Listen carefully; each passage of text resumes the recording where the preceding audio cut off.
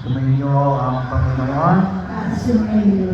Kaya pang ilang araw na natin binari ito sa karangalan ni Santa Monica. Kaapat. No? Sino na sa inyo nakaapat na? Okay. Hindi pa rin nawala. Nadala ata ng bagyo. No? So, hindi pa na bagyo. No? Hanging habagat. No? So, nung una ay natatakot tayo sa bagyo. Ngayon, hanging habagat. Pero bahagi ho na kung saan ay makita ho natin ang patuloy na paanyaya ng Poong Kapara. Nagpapasalamat tayo, no? Na kahit na tayo ay binabagyo, inuulan, no? Ay patuloy pa rin tayo na ang ating pamumutuho at ninais natin na ito ay may handog natin para sa karangalan ng patrona ng si Santa Monica. No? At yung habang yung pinapamanan sa atin ng Poong Kapara, sabi nga, ang pinakamahalagang utos. No? Alam nyo, sabi nga ako sa atin, may mga taong magkahanap at magkahanap ng pamamaraan na tayo ay subukin dito sa Ebanghelyo. No? Ay sinabi nga po dito natin na isang dalubhasa sa kautusan ang nagtanong kay Jesus. Nagtanong, no? Hindi para magkaroon ng kaalaman, no? Ngunit alin upang subukin sa Jesus. No? So, bahagi ho, no? Na nakikita natin, no? May mga tao, mayroong tawag na natin ay masamang intensyon, no?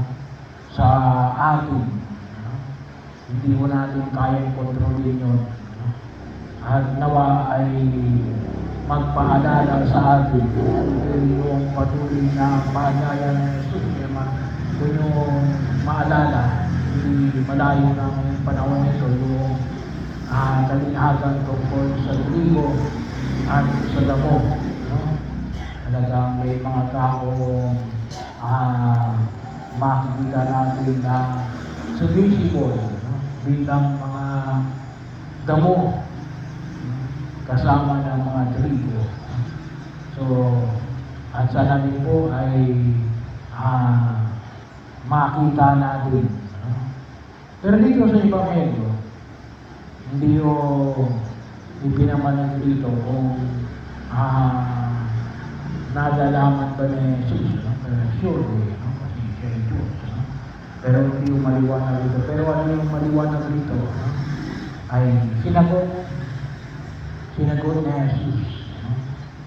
Yung tanong ng isang dalubhasa sa kautusan. No? Sabi nga, may mga dalubhasa sa kautusan, mga lawyer. No? Ito ay tawagin natin ng panahon na Jesus ngayon. Ito yung mga canon lawyer. No? Yung kasalukuyan na yan. Meron tayong tinatawag na civil lawyer. No? Yung mga nasa korte natin. Sa simbahan, meron din tayo. Canon lawyer. No? Ang tawag natin ngayon. So, mga may alam sa batas. No? Na alin, bakit nilanong si Jesus? Naghahanap na alin. Pati mo maparatangan si Jesus. Pero ano nakita ko natin? Ginamit ni Jesus na ito para ipamanhin. No? Sabi nga ko natin, kaya kahit na may makita tayo na may mga tao sa kahit na alam natin mayroong masamang intensyon, no? Kalilitan natin ang mga sabi, do not go down to their level. No? Huwag kang tumulad na magpakababa sa kanilang kinalalagyan. Kaya sinagot na Jesus ang tanong ng dalubhasa ito sa banal na kasulatan. At alam naman natin yung sagot, yung Kung tawagin natin ay yung double commandment o kung tutusin po ay ito yung summary ng mga utos ng Diyos. Ang pag-ibig sa Diyos ng higit sa lahat. No? Unahin mo lang ang Diyos. Bahagi yun. No? Bagamat sabi ng unahin, tayo lahat ay iniibig natin ang Diyos. Kailan? Baka mamaya, datak lang. No? Hindi. No? Dapat maliwanag ng higit sa lahat. At ano yung pangalawa? Ay ibigin ang kapwa gaya ng sa sarili. Pag sinabing pinakamalagang utos, kasi hindi makaluluhanan na iibig mo ang Diyos. Pagkatapos, winawalang yamang yung kapwa. Hindi rin totoo na iniibig mo yung kapwa, pagkatapos, wala kang kinikilala ng Diyos.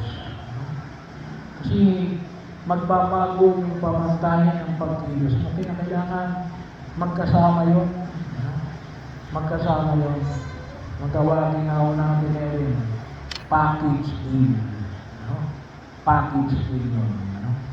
Hindi pwedeng magiging pragmatist yung approach natin sa pagkilos natin sa daigdig na ito. Kaya, yung hamon ay pinamamanig na ito. Sa isang kanyaya natin, tutusin nga po, napakalalim ito. Na pinaka-utos kasi ito lang nakabase. Sabi na natin, ito yung pinaka-summary na hamon ay pinapahayag sa amin ng buong kapatid. Kaya nga, sana po, ay may tanong natin sa ating sarili. Lumalalim ba tayo? Hindi yung umiibig ba tayo sa Diyos na hindi sa lahat? Hindi kung umiibig ba natin yung kapwa natin gaya ng sarili? Kunin na rin, lumalalim ba tayo? Lumalago ba tayo? Nag-i-improve ba tayo sa ating pagkilos natin sa daigdig na ito? At yun ang hindi natin sa buong kapatid. Kasi sabi nga ako natin, ay kung tutusin, diyan tayo umustahan. Hindi tayo umustahan ng Diyos kung gaano kalaki yung ating kayamanan. Umustahan tayo ng Diyos kung alin. Tayo baga ay umiibig sa Diyos na higit sa lahat. At umiibig sa kapwa gaya ng sa sarili. Kaya ano yung pagkilos? Sabi na natin ay ginagawa tayo.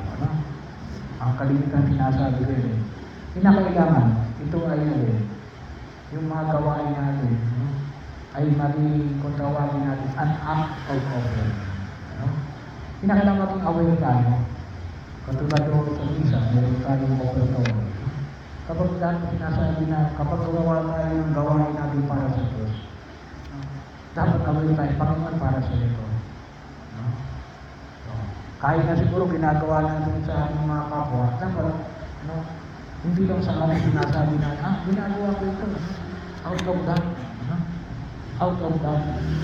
Kasi, pwede kasi na yung magulang, mahalin mo yung anak mo, kasi bakit, yung pinangalagaan mo yung anak mo, ibibigyan mo ng bago, pero baka mamaya, wala ang pag-ibig, baka kaya kung minsan may nasabi natin na hindi nila naramdaman kasi bakit hindi mo pinaramdam na you did it out of them.